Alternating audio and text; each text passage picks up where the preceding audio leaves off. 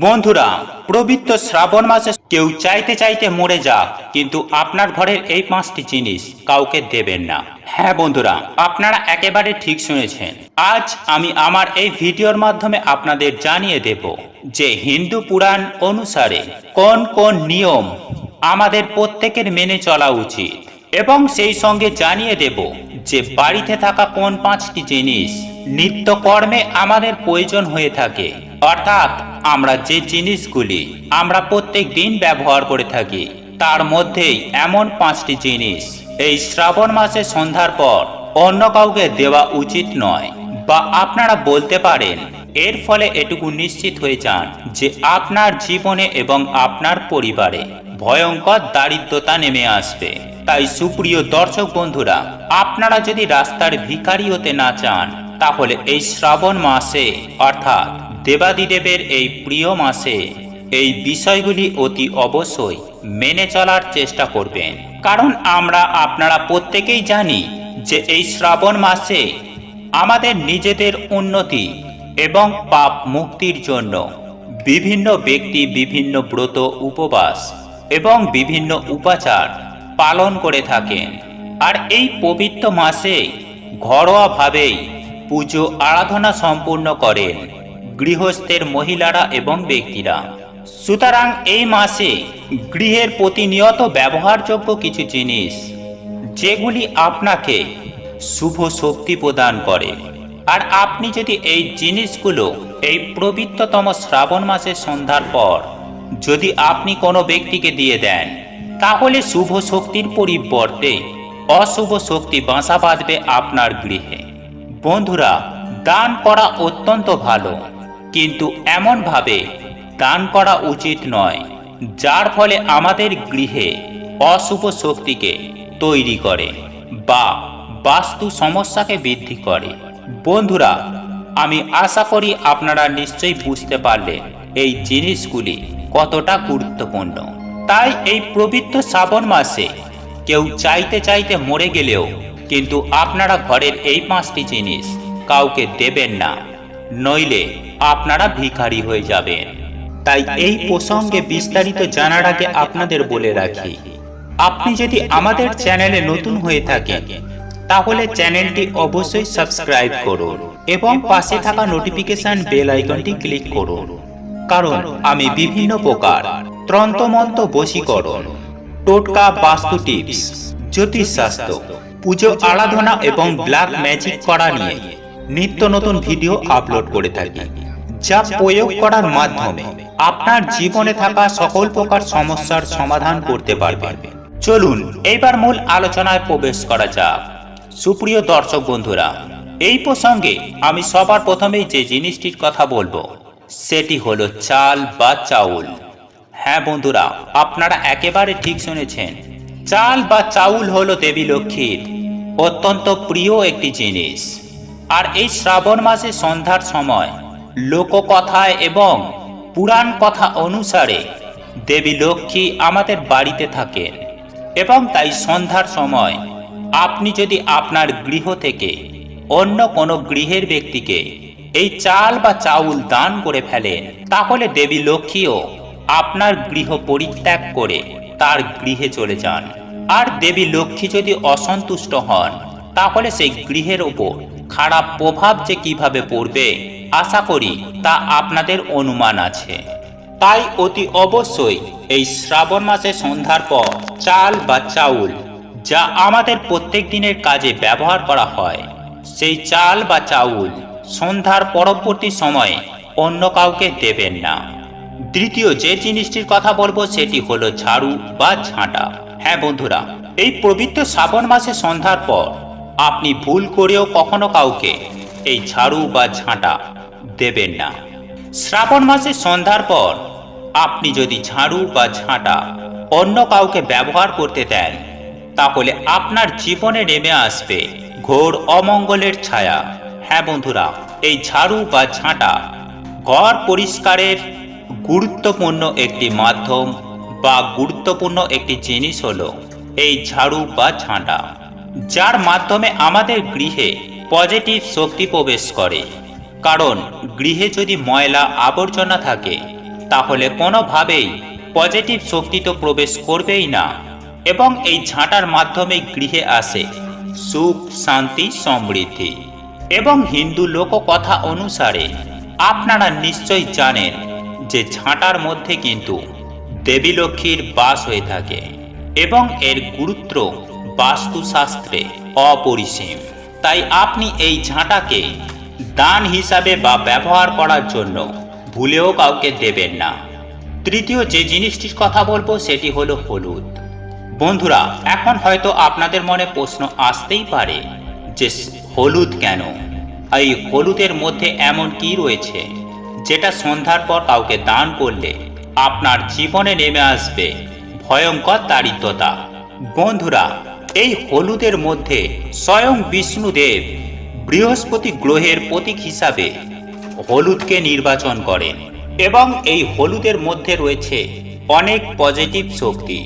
আর এই হলুদের মধ্যেই রয়েছে অনেক প্রকার বাস্তু সমস্যা নির্মূল করার উপায়। এবং এই হলুদ যদি আপনি আপনার বাড়ি থেকে বার করে দেন তাহলে কিন্তু আপনার বাড়ির মধ্যে অতি অবশ্যই অশান্তি তো নেমে আসবেই, সেই সঙ্গে সমস্যার পর সমস্যা আপনার গৃহে লেগেই থাকবে।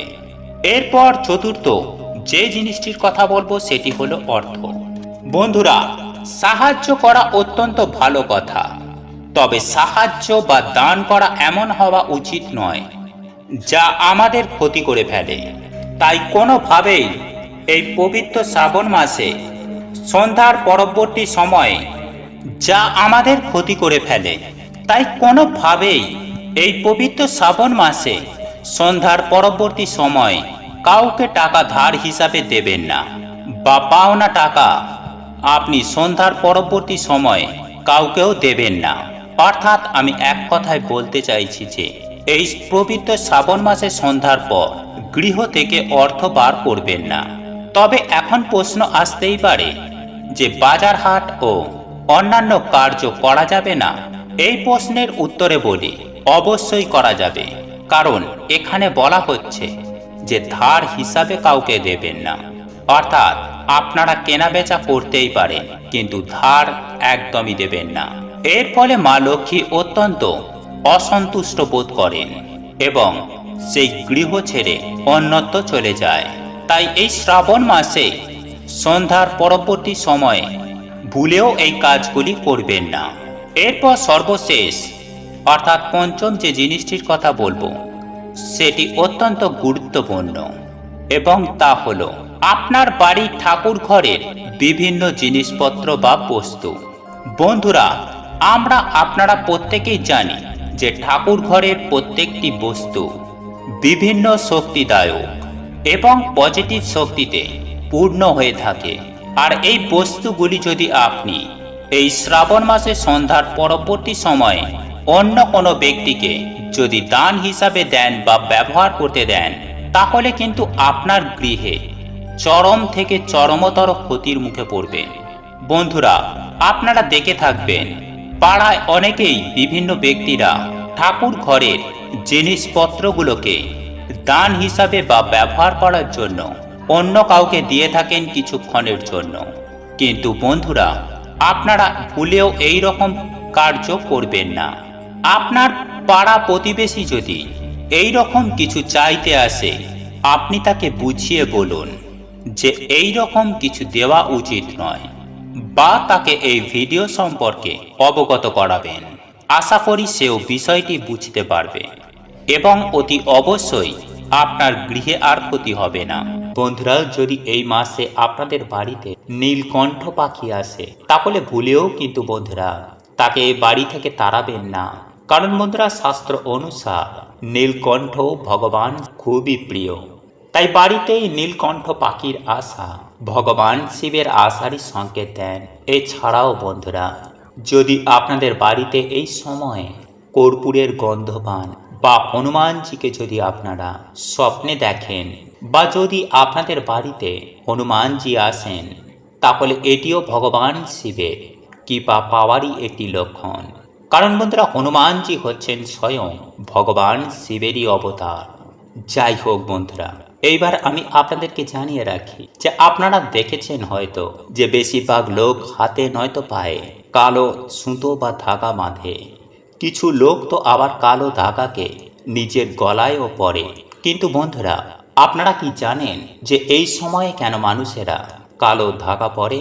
কেনই বা বাচ্চাদের কপালে কালো টিপ পরানো হয়?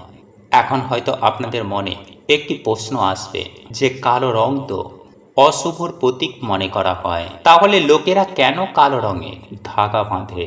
এর পেছনের উদ্দেশ্যই বা কি?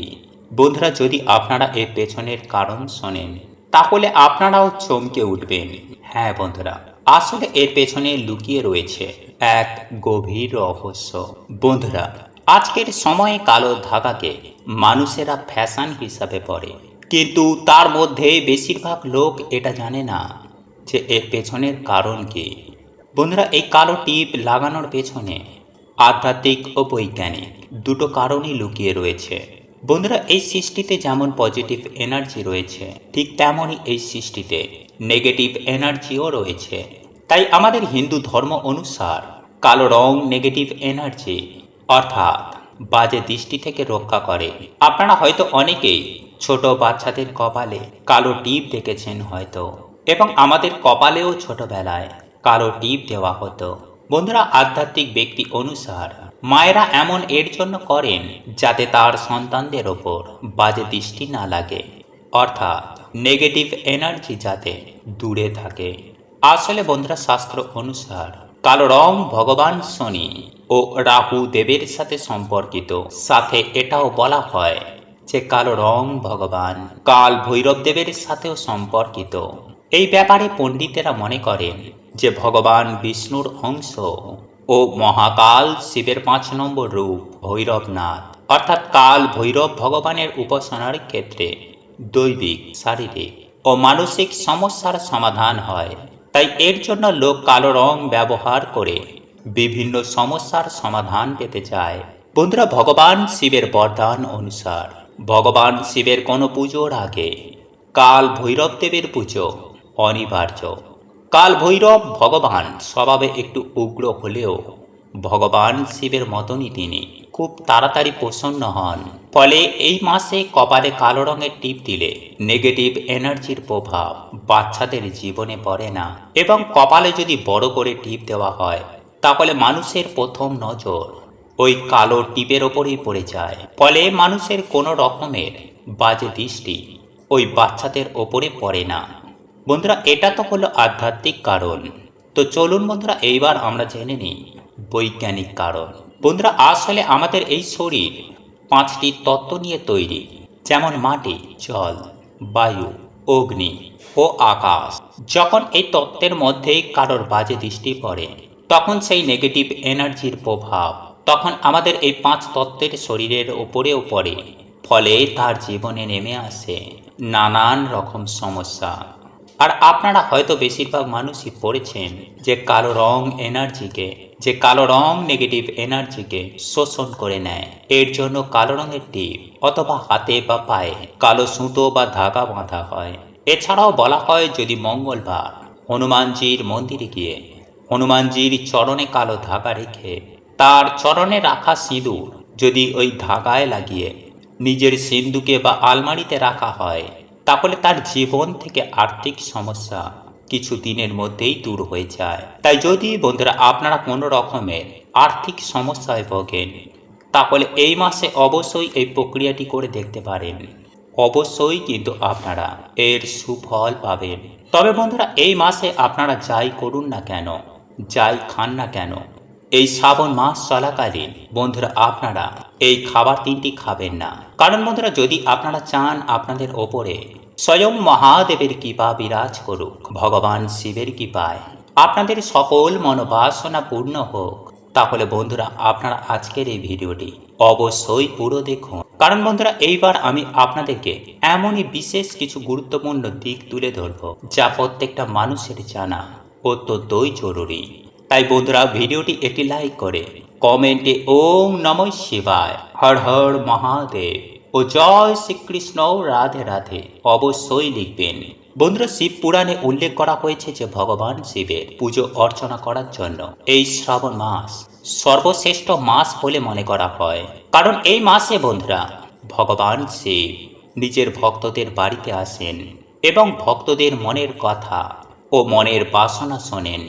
যারা এই মাসে ভগবান শিবের নামে সোমবারে অন্তত একটি বেলপাতা শিবলিঙ্গে অর্পণ করে, তাহলে বন্ধুরা তাদের মনোবাসনা স্বয়ং ভগবান শিব শোনেন। কারণ বন্ধুরা ভগবান শিব হলেন স্বয়ং ভোলেনাথ। তিনি ভক্তের দেওয়া সামান্য একটি বেল পাতাতেই তিনি সন্তুষ্ট হয়ে যান। আবার ঠিক তেমনই সামান্য কিছু ভুলেও বন্ধুরা তিনি রুদ্র রূপ ধারণ করেন এবং সেই ব্যক্তির ওপরে তিনি কখনোই কৃপা করেন না। তাই বন্ধুরা এই মাস চলাকালীন আপনারা কিন্তু ভুলেও এই কার্যগুলি করবেন না, নইলে আপনাদের পরিবারের ওপরে কিন্তু বন্ধুরা এর প্রভাব অবশ্যই পড়বে। নাম্বার 1, বন্ধুরা এই শ্রাবণ মাস সাধনা ও তপস্যার মাস। তাই বন্ধুরা এই মাসে আপনারা বেশি ভোগ বিলাসিতা করবেন না। এই মাসে যতটা আপনারা পারবেন জপ তপ দান পুণ্য মানে বেশি করে পুণ্য আদির কাজ করবেন। নাম্বার 2, বন্ধুরা এই মাসে আমাদের চুল দাড়ি কাটা উচিত নয়, বিশেষ করে এই মাসের সোমবারগুলিতে। নাম্বার 3, বন্ধুরা এই মাসের সোমবারে সকাল সকাল ঘুম থেকে উঠে বাবার মাথায় জল ঢালুন। যদি পারেন তো বন্ধুরা আপনারা এই মাসে যে কোনো একটি শিব মন্দিরে গিয়ে শিবলিঙ্গে জল অর্পণ করুন। এবং যদি বন্ধুরা আপনাদের বাড়িতে এই মাসে কোনো অসহায় গরিব দুঃখী মানুষ আসে, তাহলে বন্ধুরা ভুলেও কিন্তু তাকে খালি হাতে ফেরাবেন না। কারণ বন্ধুরা এই মাসে স্বয়ং মহাদেব ভক্তদের বাড়িতে আসেন। তাই বন্ধুরা এই মাসে কোনো পশু পাখির গায়ে হাত তুলবেন না, কোনো নারী বা পুরুষকে বিনা কারণে অপমান করবেন না, কারোর নিন্দা করবেন না, এই মাসে কাউকে ঠকাবেন না, মা বাবা গুরুজনকে এই মাসে ভুলেও দুঃখ দেবেন না। যতটা পারবেন বন্ধুরা এই মাসে পশু পাখিদের সেবা করুন, অসহায় মানুষদের সাহায্য করুন। কারণ বন্ধুরা ভগবান শিবকে স্বয়ং পশুপতিনাথ বলা হয়। তাই বন্ধুরা এই কার্যে ভগবান শিব খুবই প্রসন্ন হন। নাম্বার 4, এইবার আমি আপনাদেরকে জানিয়ে দেব যে শাস্ত্রের বিধিবিধান অনুসারে এই শ্রাবণ মাস চলাকালীন যে খাবারগুলি খাওয়া মোটেও উচিত নয়। বন্ধুরা আমি সবার প্রথমেই যে খাবারটির কথা বলবো তা হলো কাঁচা দুধ। হ্যাঁ বন্ধুরা, কারণ আপনারা প্রত্যেকেই জানি যে শ্রাবণ মাসটি কিন্তু বর্ষাকালের অন্তর্ভুক্ত একটি মাস এবং এই বর্ষাকালে কাঁচা দুধে অত্যন্ত পরিমাণে ব্যাকটেরিয়া খুব দ্রুততার সঙ্গে বৃদ্ধি পায়।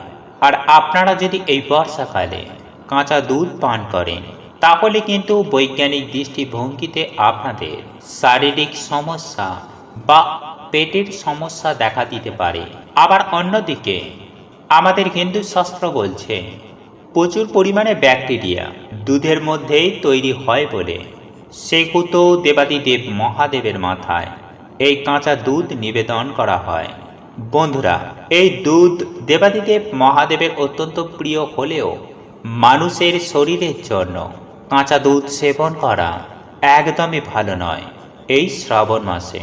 বন্ধুরা বহু প্রাচীন কাল থেকেই এই শ্রাবণ মাসে কাঁচা দুধ কিন্তু দেবাদিদেব মহাদেবের মাথায় নিবেদন করা হয় এবং এই দুধ দিয়ে ওনার অভিষেক করা হয়। সুতরাং আপনারা কোনো পরিস্থিতিতে এই কাঁচা দুধ কিন্তু শ্রাবণ মাসে গ্রহণ করবেন না, এতে ভালো আপনাদেরই হবে। বন্ধুরা এরপর তৃতীয় যে খাবারটি আপনাদেরকে জানিয়ে দেব বা শ্রাবণ মাসে খেতে বারণ করব, সেটি হলো বেগুন বা কোনোরূপ শাক জাতীয় খাবার। আগে হ্যাঁ বন্ধুরা, আপনারা কিন্তু এই শ্রাবণ মাস চলাকালীন ভুল করেও লাল শাক বা বেগুন মুখে তুলবেন না। বন্ধুরা বৈজ্ঞানিক দৃষ্টিভঙ্গিতে যেহেতু বিপুল পরিমাণে ছত্রাক বা ব্যাকটেরিয়ার জন্ম হয় এই শাক সবজির ওপর এবং এই বেগুনের মধ্যে, বিশেষ করে শ্রাবণ মাসে এই বর্ষার মাসে এই জিনিসগুলো কিন্তু মোটেও শরীরের জন্য খুব একটা উপযুক্ত নয়। বন্ধুরা এই খাবারগুলি শ্রাবণ মাসে গ্রহণ করলে আপনাদের শারীরিক দিক থেকে চরম ভয়ঙ্কর সমস্যায় পড়তে হবে। যার ফলে আপনাদের কর্মক্ষেত্রে ক্ষতি হবে।